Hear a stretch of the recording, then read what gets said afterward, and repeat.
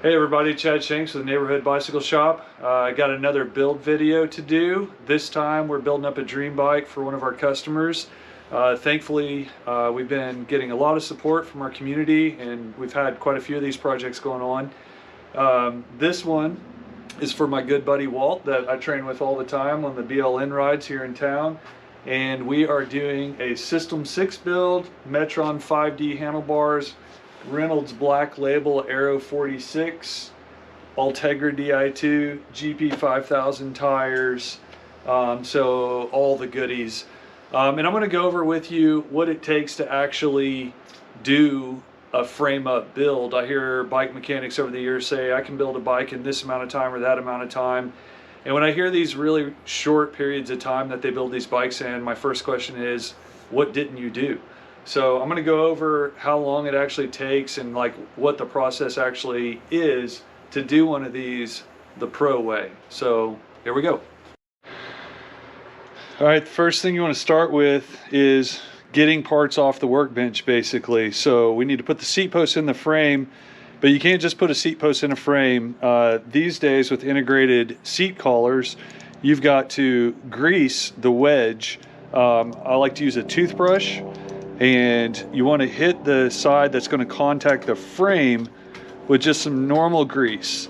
And this is really important because if you don't do this and you don't get a good light coating all around the moving parts, then what you're going to end up with is you're going to be the person on the group ride who's got that creaky seat post every time you hit a bump.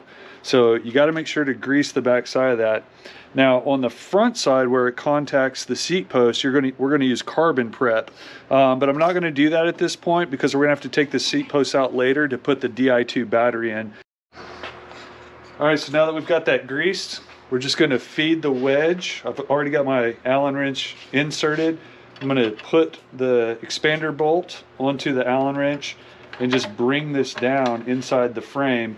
This is the easiest way not to drop it into the frame, and then that way it'll just fall right into place like that. Now, like I said, we're just going to insert this to the minimum insertion line right there because it is dry right now. That way, like if there's any scratches, it's no big deal.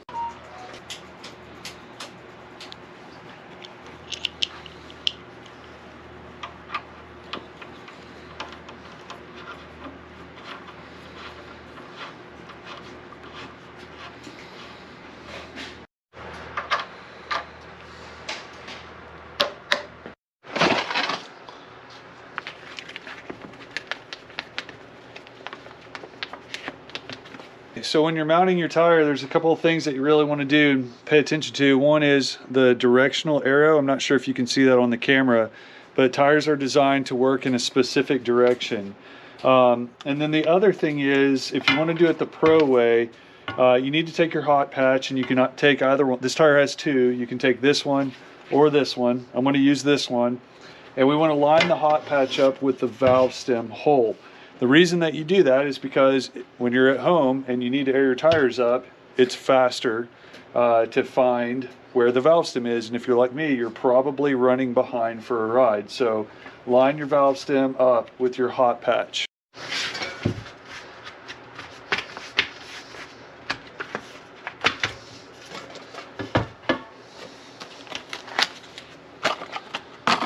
All right, when you pull your tube out, it comes with basically less than no air in it. It's basically vacuum sealed. So what we want to do is we want to take this Presta ring, the lock ring that I just threw, and what you want to do with this is find the nearest trash can and throw it away. These are totally useless.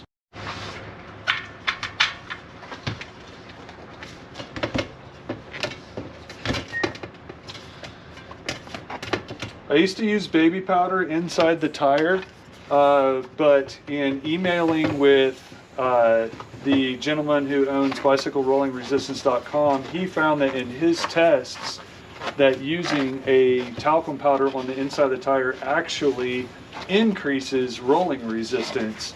So the best scenario for speed is to have that tire stuck to the inside of the casing. Therefore, it does not actually cause resistance that way. So I don't do that anymore. You can see in previous videos I've done that I did that, but I'm always open to new information when it comes to going faster. And that's one of the things I recently learned. And the other thing, when you're mounting a high-end tire with a high-end tube on a high-end wheel, don't use a tire lever.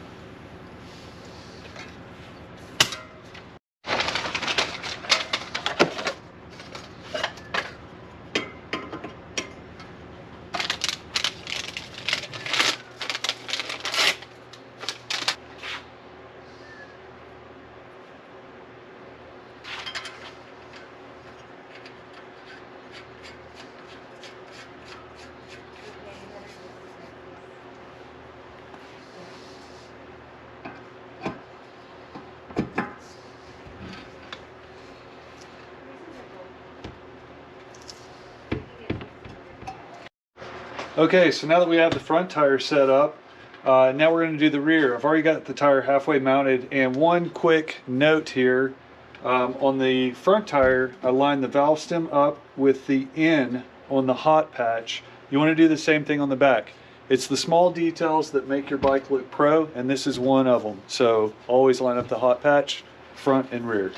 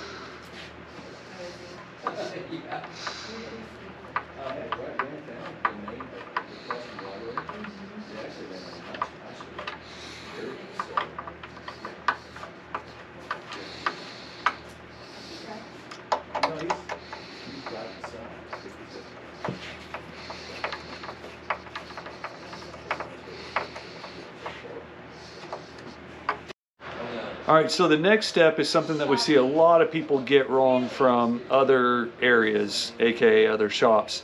When you're routing an internal cable, whether it's a shift cable or a brake hose, you always want to use some housing damper on the inside. So I'm going to put a piece of housing damper here in the chainstay, and then through the bottom bracket is, or sorry, the down tube as well.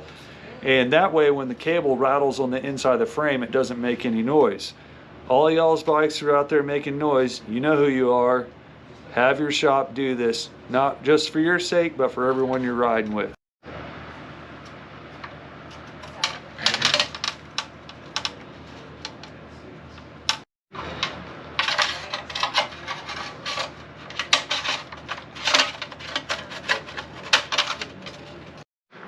Okay, now that we have the rear brake hose ran through the frame like 3 hours later, I'm going to just bolt on lightly the front derailleur. And one thing I want to point out, Di2 front derailleurs have a screw, which is a support screw, that goes through the derailleur, and what it does is it bumps up against either the braze-on tab, And if your bike doesn't have a robust braze-on tab, they will send little metal tabs with adhesive on the back.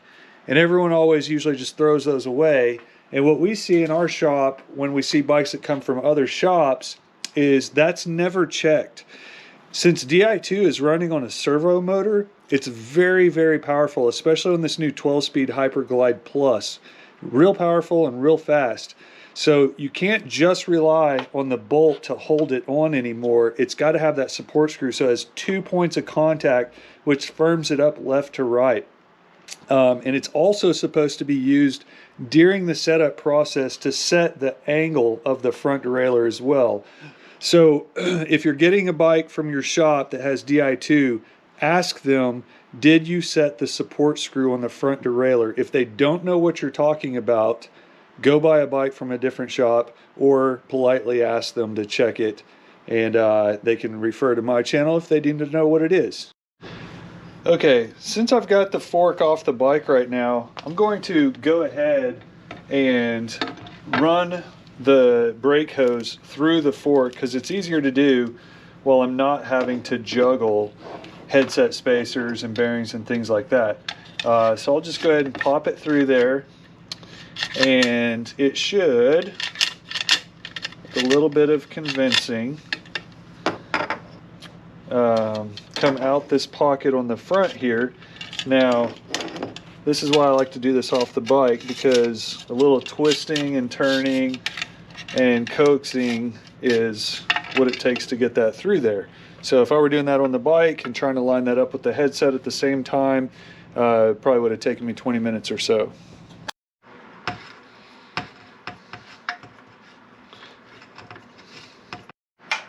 All right, so one trick I do whenever I'm working with internally routed brake hoses, before I route the other hose, I mark my rear hose with a silver Sharpie. Obviously you can use anything to mark it, but when I put the other brake in, I'll just have 2 brake hoses sticking out here. And I've learned the hard way that you don't want to hook your brakes up backwards and have to redo a brake bleed. So indicate in some way that works for you which one's the rear or the front, doesn't matter which one you mark. That way you won't make the mistake later, and you'll see what I mean after I have the handlebars in place. All right, so now we're going to put the fork in, which means we're going to have to put the headset pieces in. And since I'm running all internal routing through the handlebars as well, I'm going to go ahead and put the grease in. Sometimes if I'm mocking up, I'll put it in dry the first time because I'm going to take it back apart. But we're going to do most everything on the bike, so we'll probably cut the fork actually on the bike here in a minute, depending on how much we actually have to cut off due to the fit of the rider. So when putting grease in the headset, it doesn't actually require a ton. It doesn't hurt to put a bunch in there. The grease is kind of your first defense on grit and things like that. So it does help to kind of just keep the bike quiet, but it doesn't really require a super heavy coating. So I'll just do a light coat on the fork, the inside of the head tube, the outside surface of the bearing, and generally that's good for usually a full season. Unless you have a rider that rides the trainer a whole lot, in which case they're going to be sweating over these pieces pretty profusely. So that's going to have to be taken out at least a couple times a year, and oftentimes they'll ruin this upper headset bearing. So it's a good idea to have some of these headset bearings if you know, whatever brand of bike, if you're a bike shop that you stock, you usually want to have some of these internal bearings ready to go if you have a lot of athletes like we do at our store. So anyway, we'll pop that in there, and now it's time to feed the fork through. And this one, now you can see why I like to mark my rear hose. Because now I'm going to run the front hose up through the same channel, and now it's going to come out. So if I didn't have an indication of which one my rear hose was at this point, I would have no idea. So now we know rear from front, essentially. So we're just going to loosely put those in there. And the Cannondale has gated headset spacers, and this first one is kind of the gatekeeper spacer. So I'm going to pull these brake hoses and I'm going to run them through the headset spacer. The first one does not have a gate, so you actually have to run it through there. This is my bearing race, and it's got a little adjuster nut right here as well. So all I really need to hold everything in place is this, and I'm going to slide it all the way down. It gives it that nice clean look, and I've got my Allen wrench ready. I'm just going to firm up this, and that'll keep the fork from dropping out while I work on the rest of the bike. And now I can see that's my rear brake hose. Okay, so now we're going to put the headset spacers on, and these are proprietary to the System 6. They are gated, so they're easy to change, and take the hoses in and out of. But one thing regarding headset spacers, and this is true of any bike that you're working on, you want to for sure grease the contact points where they're going to contact each other, because as you ride a bike aggressively and you pull on the handlebars real tight, these are going to move microscopically on themselves. And we've had a lot of bikes that have come in that they've had in other places worked on, and they just can't locate a creak. And we'll just pop the headset spacers off, put some grease on it, slap it, have them go test ride it, and 3 minutes later their bike's quiet and they've been dealing with this headache for months. So when you build your bikes, always just lightly grease the tops of these spacers. It's not as big a deal on these nylon style spacers as it is the aluminum spacers, but it still can make noise if you're not careful. So always put a little touch of grease top and bottom, and all we're looking for is contact points here, so it can be real light, just like that. And you only have to hit one side, because now those sides are going to mate. We'll hit this side, and then we'll mate this one, and we'll hit this side, and so on and so forth. Okay, we have all the headset spacers prepped, and now we're just going to install all the spacers on the bike. And the reason that we want to put all the spacers on in the beginning is because, well, obviously we can always take some out if we need to, but two, we always want as much adjustability when we're setting the cockpit for the rider during the fitting process. Now, I have his measurements off of his old bike, and I also know that this particular rider only runs about 1 inch of drop, and his current setup has of course, the fork is already cut on his current setup, but it has the stem in the upright position. His flexibility is limited, so we want to take that into account. Now, the other thing to take into account, the reason why we're putting all of these on here right off the get-go, is because he's running the Metron 5D integrated bar stem combo. So we don't have the option to put the stem in the upright position. It's in a level position, giving it that pro look. So we're going to add all the headset spacers just in case, and we can always take more off later. Okay, now it's time to put the handlebar on, and this is the Vision Metron 5D. Now this is a super sweet bar stem combo. Super aero, really light, ultra stiff, really expensive. It's a little bit overwhelming when you pull it out of the box. A lot of holes for internal routing. On this particular bike, we're just going to be using them for the hydraulic hoses. And you've got some compartmentalization up here. And what that is basically for different configurations. So this is a cover generally used for like the older Di2 junction box. We'll go ahead and bolt it on just so it's there. And it does help with kind of cable management as well. And then this is the off the front spoon mount. Now the bar is upside down, so this would be from the rider perspective. That's going to bolt in right there. And on the top of that is where your Garmin or Wahoo puck would go, and orientation depending on kind of if you want it closer or which Garmin or Wahoo you have. Plus your bolt kit. And then you also have the stem cap, which is integrated for the stem to give it that nice flush clean look. It's really important when you're installing this to make it with any fork really, to make sure that you get that fork just above that top bolt, but below the top. Now with this Vision Metron, I've talked to Vision about this extensively. They don't give you very much room for error, because I don't know if you can see that in the camera, but this has, I think I measured almost 6 millimeters of indentation, and there's only 8 millimeters to the top of that bolt. So I literally have less than a millimeter of tolerance to get this right. So fingers crossed. I've done one of these before. Hopefully this one goes well too. If not, well, that won't be on the camera. So here we go.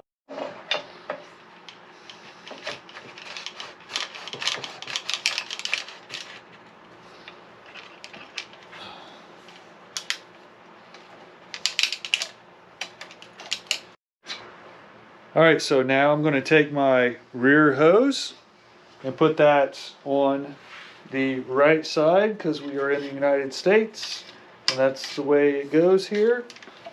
So we'll thread that one through. And now the front brake. And hopefully this one will go through easily as well.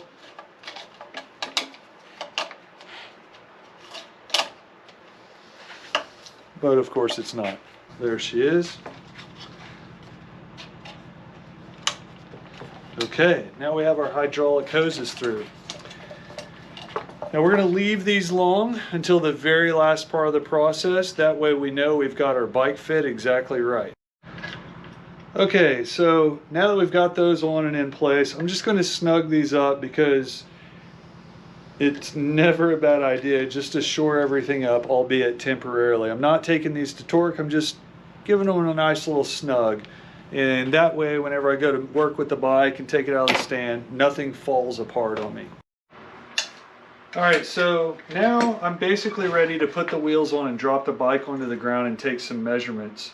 But before I do that, I'm going to go ahead and take the brake pads out of the brake calipers.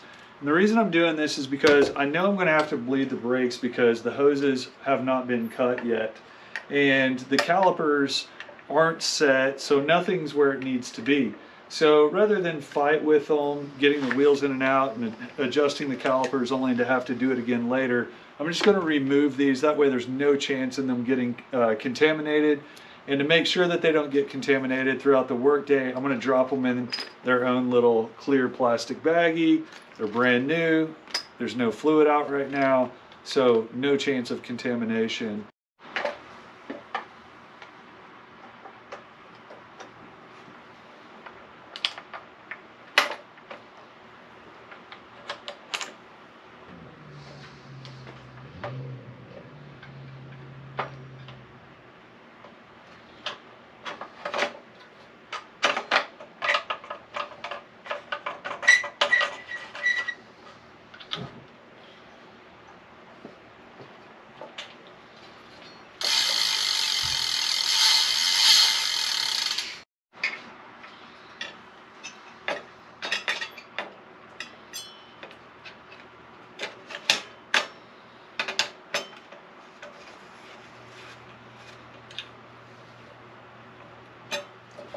This is always a fun time because the bike's starting to look like a bike now.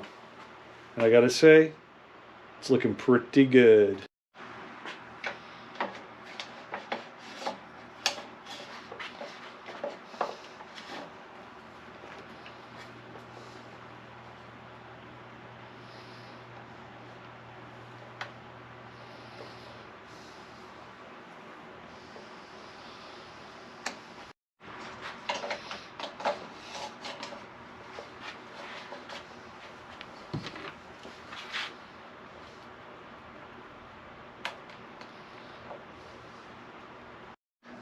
Okay, based off the measurement of his old bike, which you can see in the background, I have his new bike roughly where he's supposed to be. Now, the saddle that he wants is the WTB Volt, which has not shown up yet.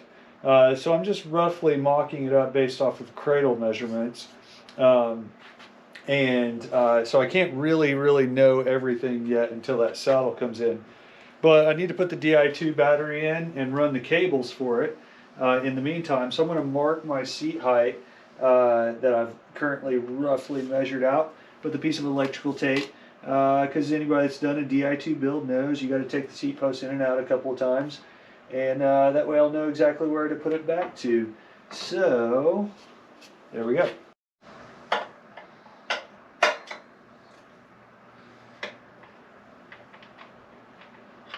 Now this is why I didn't put carbon prep in it earlier, because I knew I was going to have to take it back out. Alright, so Di2 batteries are pretty straightforward. They go into the seat tube like that, and they come with little extra washers and shims for different seat posts and whatnot. And an O-ring that you're supposed to put on, that's not a bad idea. That helps keep it from rattling inside the seat tube. And then Cannondale and other brands that have aero seat posts like this oftentimes will send a little wedge that goes into the bottom piece like this that way it kind of helps it stay in place also. But it has not been updated for the new 12-speed battery. Obviously, we have a triangle pattern here and a hole here.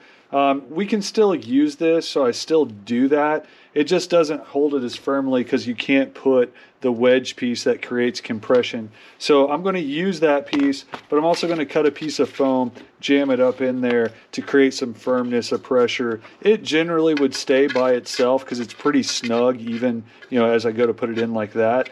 But just to be on the safe side, I'm going to take up the extra space as well. Okay, now that we have it foam filled, grommet in place, it normally comes, already took one out with these little covers on the Di2 battery. We need to take 2 of those off because we're going to run an E-tube wire to the front derailleur and the rear derailleur. So we need 2 openings. So 1 and 2.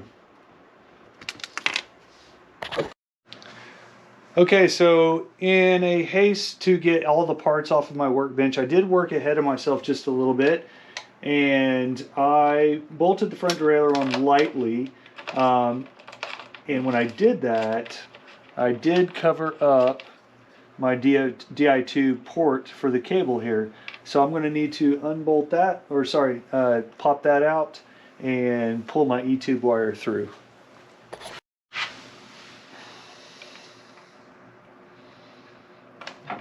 There we go.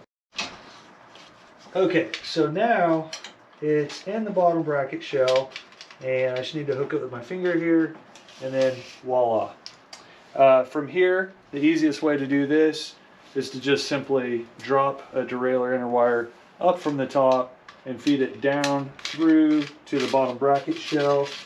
And once it's down there, then you can just link that up with a piece of electrical tape and just rip it right up through the seat tube. Now, all of this is only possible because I have not put the cranks in first. So that's why we did not start with the bottom bracket and crank set, so that we could continue to have access to this area as we go through the build process.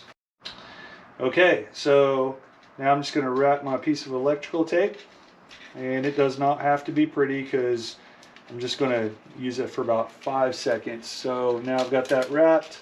I just take it up through the seat tube just like this, and you have to pull lightly to make sure you don't rip off the electrical tape, and voila, now we're up through the top. Okay, so now I've got my Di2 wires exposed. It's time to put the seat post back in and connect the wires. But first, now it's time for the carbon prep. So I'm going to put this down in there, and we'll give it just a good coating all the way around. Okay, so most people know that this tool obviously plucks Di2 cables from whatever you're working with, but it's also a pushing tool. So if we lay the E-tube wire just in as such, we can push it firmly in place into the battery.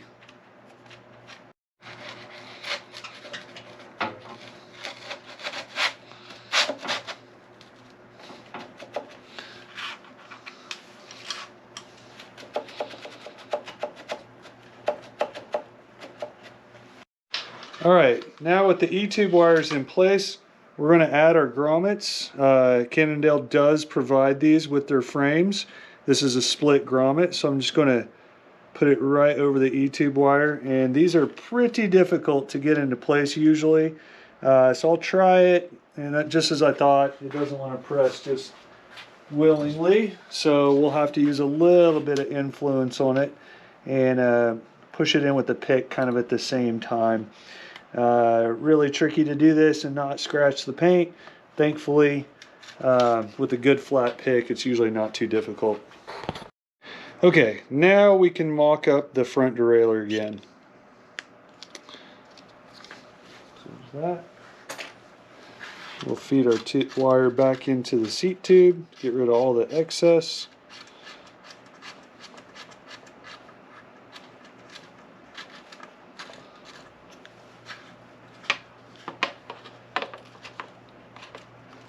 There we go. And I'm just going to install this purposefully too high so that we have plenty of room for the crankset and bottom bracket, and we will bring this down to its proper height after we get that stuff installed. Okay, so I went to do a pairing request on the rear derailleur to, let the shifters, which are wireless, read to the rest of the drivetrain. And I got the screenshot, which looks like this. And it says essentially that there's no battery present, or if there is a battery, it doesn't have enough charge. So this is a good stopping point for me. I am still waiting on the seat to show up through our distributor, and I am waiting on some bottom bracket adapter pieces since this is a Shimano crankset and they do still use a 24mm spindle. Thanks a lot, Shimano. Get with the program. So I've got to have those two pieces really before I can finish this anyway, and before I can feel comfortable cutting these hoses and chopping the fork. So I'm going to call it a night tonight. It's 8:35. So I've been at this particular build for about 3 to 3.5 hours so far. So like I said, to do this right, it takes a little bit of time. We've still got at least another hour and a half of work ahead of us to really get this thing dialed in perfectly. And then that will basically be done. So I'm going to call it a night for tonight and pick this back up later. All right, so the new saddle came in, so now we can install that. And one of the neat things about the System 6 cradle is that it is reversible. This particular rider has a very long reach, and so we are going to run his cradle in the rearward position. And I did take the time to put some grease on the top of the cradle there, where it's going to sit on the seat post so that it doesn't creak. So we'll lay that on, and saddle goes voila, just on top. What? I had enough to go home. Okay, now that we have the saddle on, we were also waiting on some adapter pieces for the 24mm Shimano cranks to PF30 bottom bracket. These are made by Wheels Manufacturing, and they take a standard PF30 bottom bracket and adapt down to Shimano cranks. Once again, thanks Shimano for holding on to an old standard. Really appreciate that, guys. And for Cannondale, they use PF30A. PF30A, which means that it's an asymmetrical bottom bracket. So the wider side is going to go on the drive side because the whole bottom bracket shell is slightly shifted in this direction. So drive side adapter, non-drive side adapter, PF30, dust seals, spacers if we need them, although I don't think we're going to need them in this particular build. So we'll get those set in.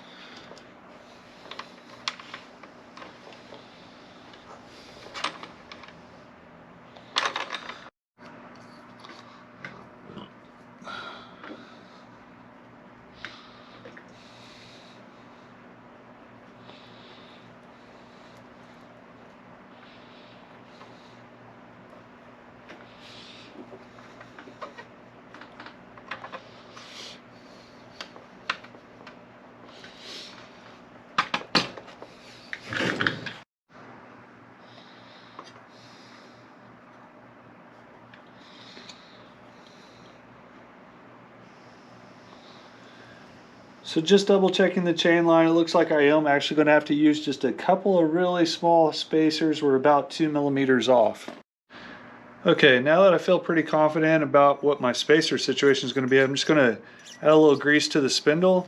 Shouldn't creak because it is in these Delrin cups, But just to be on the safe side, it can't hurt anything. So I'm just going to go with a little 1.5 millimeter spacer here. I think that should do it. We'll see. We'll know during the final tuning process, obviously. But we're looking really good here.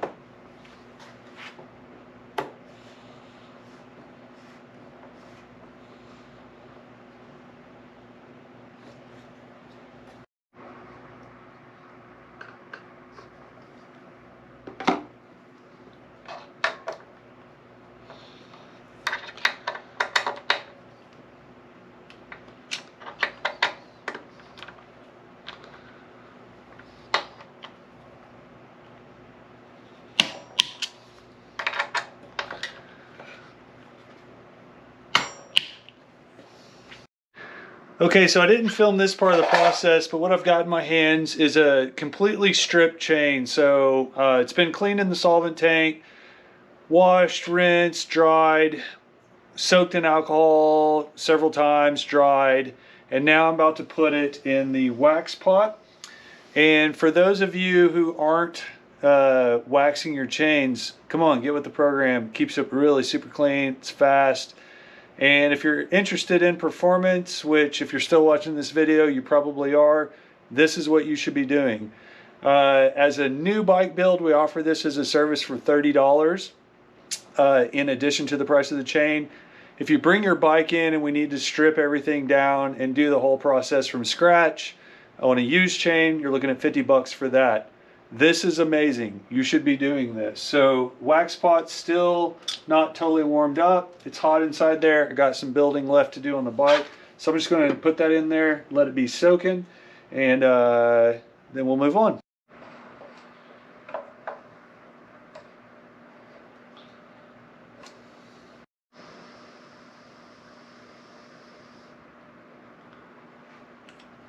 Okay, so what I'm doing here is I'm measuring down from the top of the stem to the top of the bolt, and then from the top of the stem to the bottom of the bolt, taking into consideration the distance of the stem cap. So one thing that I have had a discussion with Vision about, their tech department, is that from the bottom of the stem cap to the bottom of the concave area, that's 6 millimeters. It's 7 millimeters to the top of the bolt, and it is right at 11 millimeters to the bottom of the bolt. So my cut has to be really accurate because we don't want to cut below the bottom of this bolt. In fact, we want as much purchase on this top bolt as possible because first and foremost, we want this bike to be safe to ride. We don't want the fork to snap off when he's on a high-speed descent. So we want to make sure that we're clamping with this top bolt here, actual fork material. So my cut is going to have to be exactly 7 millimeters from the top of this bolt to 8 millimeters. That's only going to give me 1 to 2 millimeters of clearance underneath the bottom of this stem cap to my cut line, which is important because we need to add compression in the headset. So if I get this wrong, then we either don't have enough fork material or we have too much fork material and we have to add another spacer. So if I'm going to make a mistake, obviously I want to make it on the long side. Fingers crossed. By the way, Vision, come on, change your stem cap. Give me a couple more millimeters for goodness sake. Okay, now I've done all my measurements, and if I did everything correctly, I should be measuring 63 millimeters from the top of the fork to my cut line. And that should give me about 2 millimeters of variance before I have either catastrophic failure or not enough purchase. So I hope I did my math right. Now, sometimes I take the fork completely off the bike to do this, but for this one I'm leaving it on for a few reasons: gated headset spacers, internal routing, so on and so forth, but also this Abbey Tools cutting guide has the thinnest channel for my hacksaw. So I like that. That should give me a really accurate cut. So wish me luck, y'all.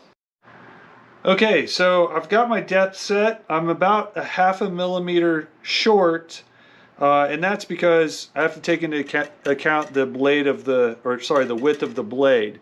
So that's how tight these variances are to set up these Metron 5D bars. So, you know, as they say, measure once, cut 3 times. Okay, got the fork cut, the compression nut in, headset cap on.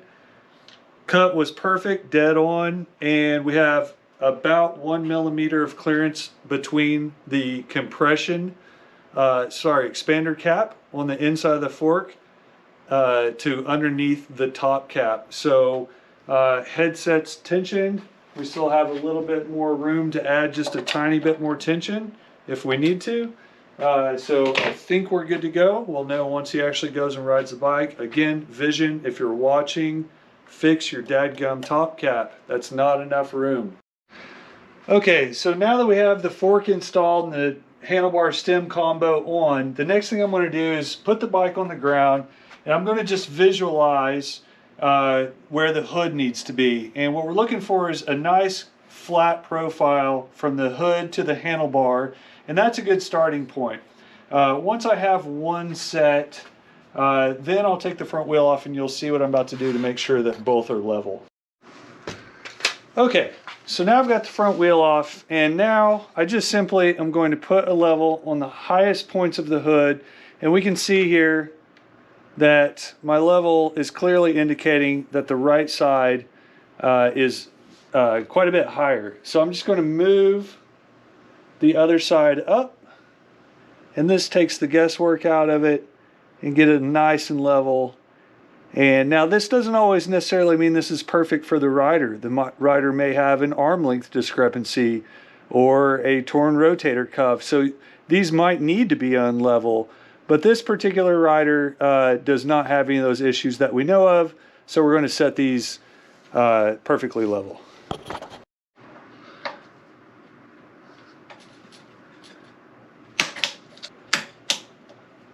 Okay, now that we have the levers set, I went ahead and pulled the hydraulic hoses back through the bar because the bottom of this handlebar does have little grooves for the cable hoses, and I want to put this control center in first so that it helps with the cable management. All right, chain's been soaking for 20 or 30 minutes now. It's nice and soaked, so we're going to pull it out of the wax pot, hang it from our little screw, let it drip dry, and while we finish the rest of the build, and we'll come back to this in a minute. Okay, so now that we have the cable management in place, we can remove the compression nut and the little plug to keep contaminants out and air out. And so we'll remove this.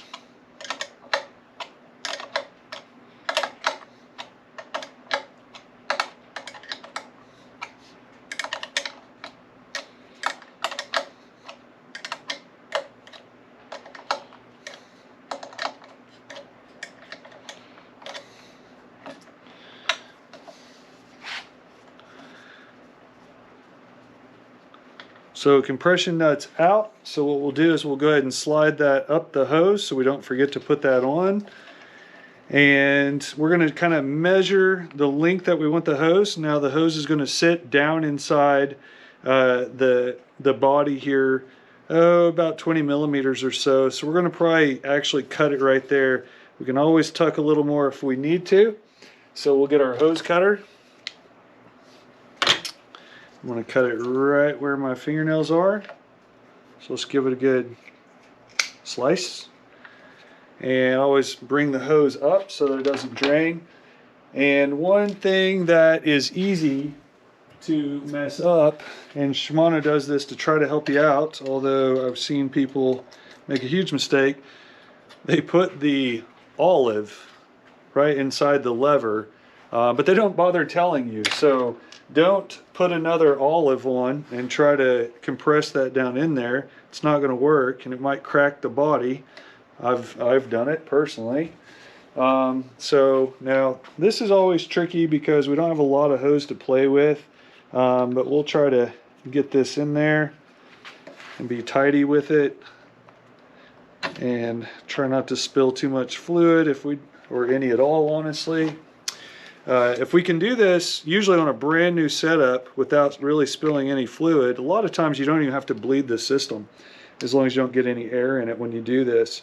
So I'm usually pretty cautious about trying to make sure not to spill any. And we'll pull that out, slide our olive on, and now we can, this is always a little tricky because we have to back the hose up and we don't have a lot of room to back it up, so we got to pull some through the cable management so we can get up into the body. Now we'll push it back into place like so. And once we coax it back into place, then we can thread the compression nut, there it goes, back in. Before you thread the compression nut in, it's real important to make sure that your hose is bottomed out all the way in the shifter body. So I'll grab my needle nose and just kind of push and make sure that it's all the way seated down inside there. And once it is, then we need to give the hose some assistance so that we can line up the threads on the compression nut and then thread it back into the body.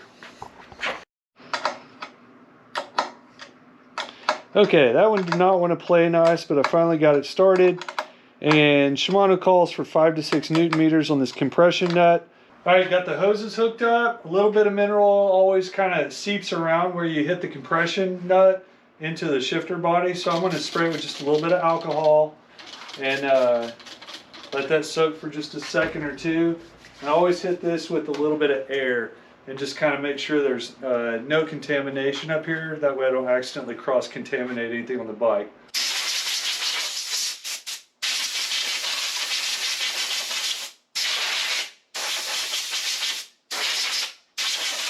Looks like I did get a little bit of air up in the levers, so I'm just going to fill my my bleed cup up here while the reservoir is closed on the caliper end, and I guess you can see better if I hold the camera up.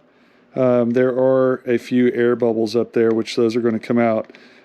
This is pretty straightforward. It's not a full bleed. It's just getting that air out from connecting the line. Once that's done, it's usually just a few. We're still good to go because I didn't crack the system open from the other end, so it doesn't have to be a full bleed, but just to double check.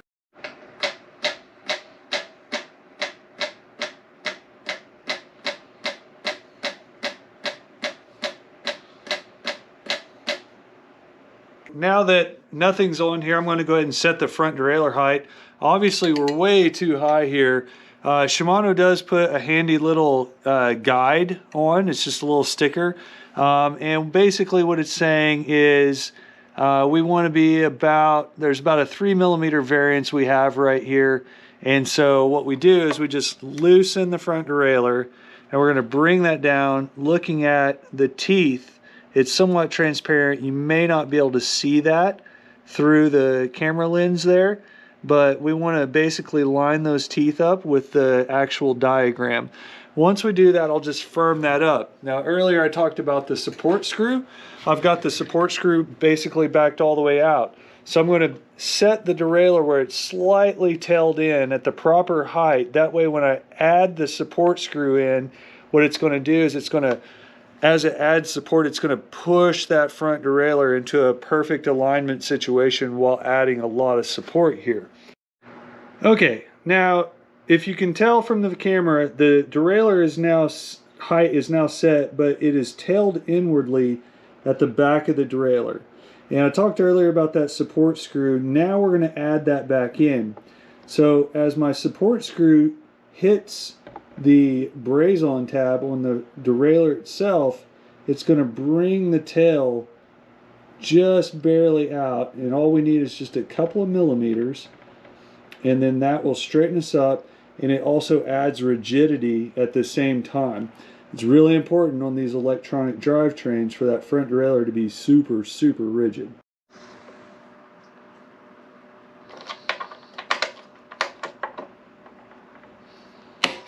Now that the brakes are ready and my hands are clean, worktop's clean, we're going to put the brake pads back in. Drop those puppies back in. There's no chance of them being contaminated now because we took all the proper precautions. And then we'll put the wheels back in and test.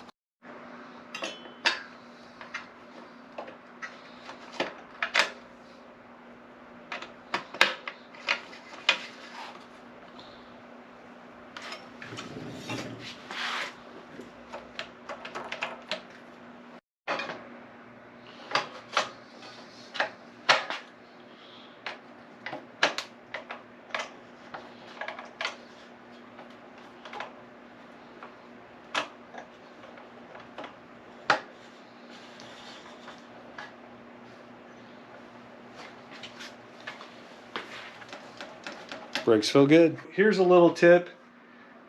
It's always best to adjust your disc brake caliper before you hook your chain up, especially with these high performance wheels, because you can't hear your disc brake rotor rub very well once the chain's hooked up. So if you do it with the chain off, it becomes really easy to hear when you do and don't have disc brake hub. So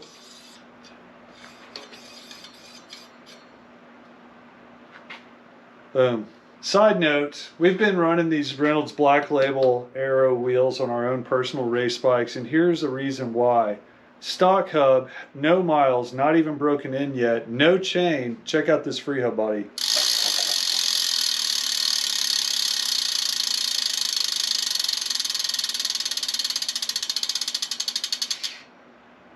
It freewheels without a chain even hooked to it. That's pretty smooth.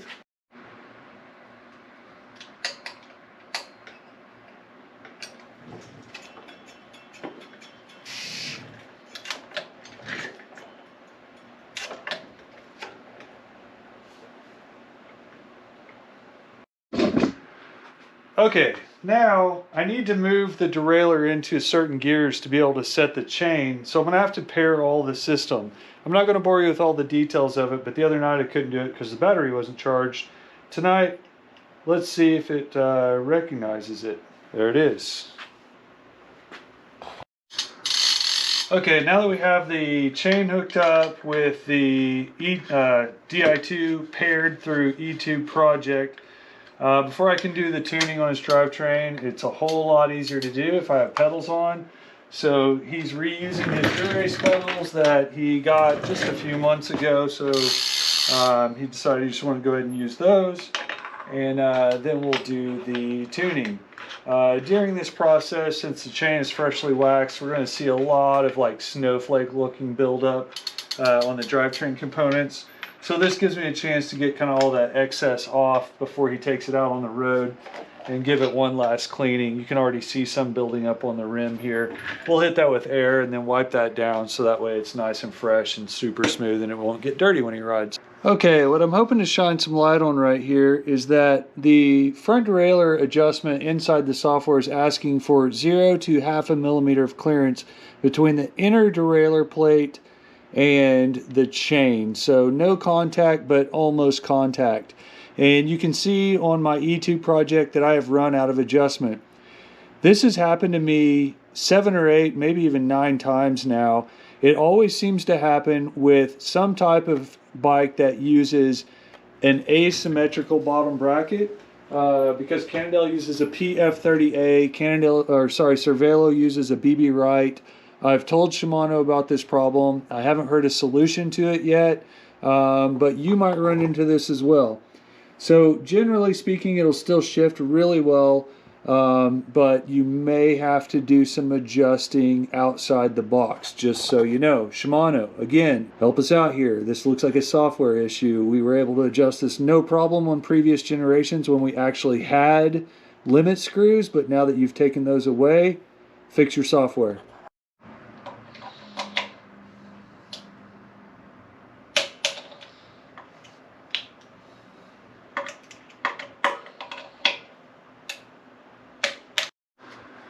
Okay, so we're getting close to the end of the build here, thank goodness. So now all that's left is to wrap the bars. Walt's preference is lizard skins. It's what he knows, it's what he likes. So we're just going to wrap these bars and finish it off with some nice silicone finishing tape. Get the down tube cover on here in just a second, and then this bad boy will be ready to rip.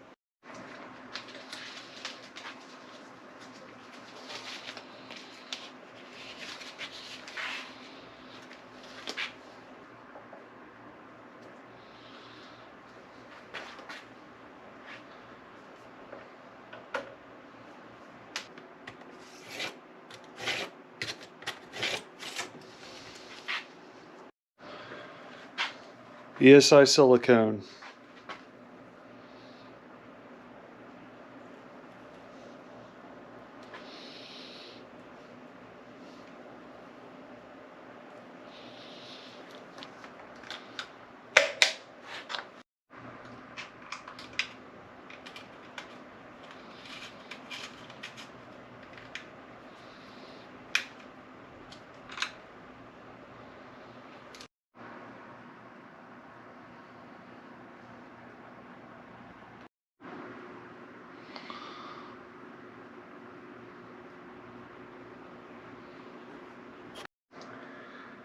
Okay, and there she is, y'all. It's 10:05 at night. This is the second night I've stayed up here building this bike. So, rough estimate, I've got somewhere around 6 hours into building this bike. Could I do it faster? Sure. If I wanted to cut some corners, not wax the chain, not grease bolts before I put them in, not put Loctite on bolts, not double check the torque on everything, not be meticulous with the bar tape, I could shave 3 hours off this build. But this is Walt's dream bike. And Walt, we appreciate you letting us build it for you. I look forward to riding lots of really fast miles with you. And to all of our other customers that have let us have their dream build projects over the last few months, appreciate you all as well. So I'm glad to be done with it. I'm going to go home, eat a late night dinner, and go to bed. Thanks a lot.